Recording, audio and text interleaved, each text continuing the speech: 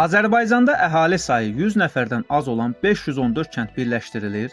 Ölkəmizdə əhalisi 5 nəfər və daha az olan 7, sadəcə 1 nəfər yaşayan 3 kəndin olduğunu bilirdinizmi? Yerin Qulağı kanalı ən az əhali yaşayan, yüzlərlə birləşmə təhlükəsi olan kəndlərlə bağlı məlumatı təqdim edir. Videomuza keçməzdən öncə kanala abunə olmağı unutmayın. Sizin dəstəyiniz bizim üçün önəmlidir. Dahar, Keşxurd, Əlməkolu, Şələ, yəqin ki, böyük əksəriyyət bu kəndlərin adını eşitməyib. Onlar Azərbaycanda ən az əhali yaşayan kəndlərdən bir neçəsidir. Azərbaycanda kiçik kəndlər birləşdirilə bilər.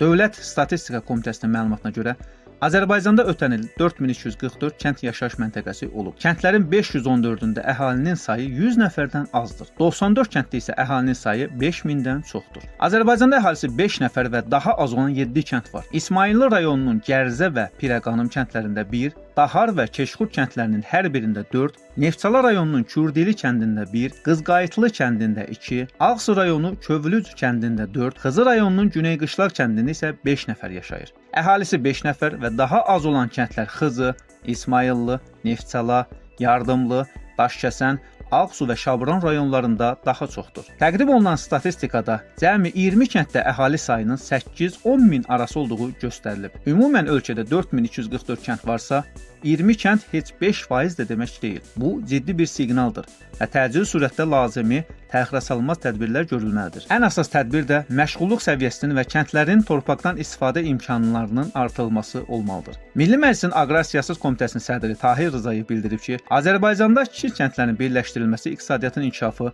infrastrukturun təkmilləşdirilməsi, təhsil və səhiyyə xidmətlərinin yaxşılaşdırılması, eyni zamanda təbii resursların səmərəli istifadəsi baxımından müsbət nəticələr verə bilər. Elə kənd var ki, cəmi 1 nəfər yaşayır. Onlarla kənd var ki, 8-10 nəfər, 20 nəfər yaşayır. Bu cür kəndlərə qaz, yol çəkmək, işıq, su ilə təmin etmək çox çətin məsələdir.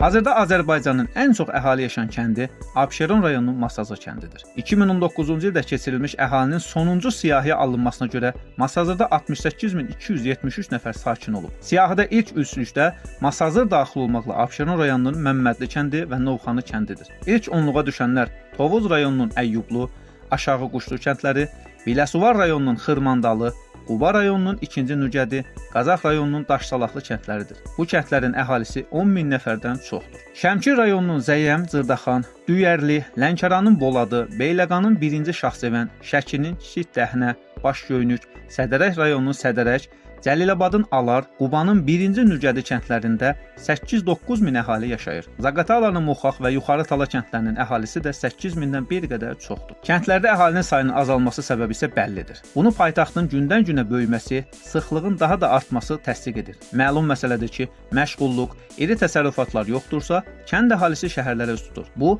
tarixən belə olub. Maraqlı olan həm də budur ki, əhalisinin sayı 10 mindən artıq olan kəndlərin sakinləri nəyin hesabına doğma yurtda qalırlar? Bununla bağlı araşdırma səbəbləri ortaya çıxardı. Məsələn, Lənkəran rayonunun ən sıx məskunlaşma olan Boladı kəndində tarixən əkinçilik, maldarlıq inkişaf edib. 1960-cı illərin ortalarına qədər əkinçilikdə taxılçılıq, xüsusilə çəltikçilik mühüm yer tutub.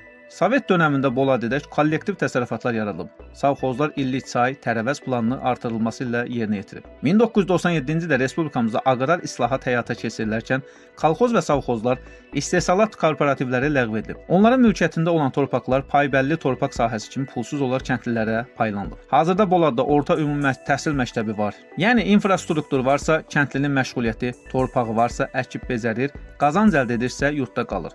Şəmkirin Zəyəm Cırdaxan kəndində belədir. Kəndlinin torpağı var, əkib bezərirlər, meyvəçilik, tərəvəzçiliklə məşğul olurlar. Heyvandarlıq da inkişaf edir. Həmçinin bu kəndin əhalisi arasında Rusiyada işləyənlər də çoxdur. Qazanc var, dolanırlar. Niyə şəhərə köçsünlər?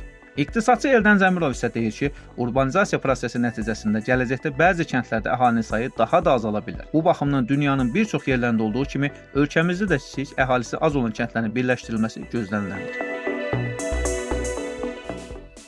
Videomuzu bəyəndinizsə kanala abunə olmağı və rəy yazmağı unutmayın.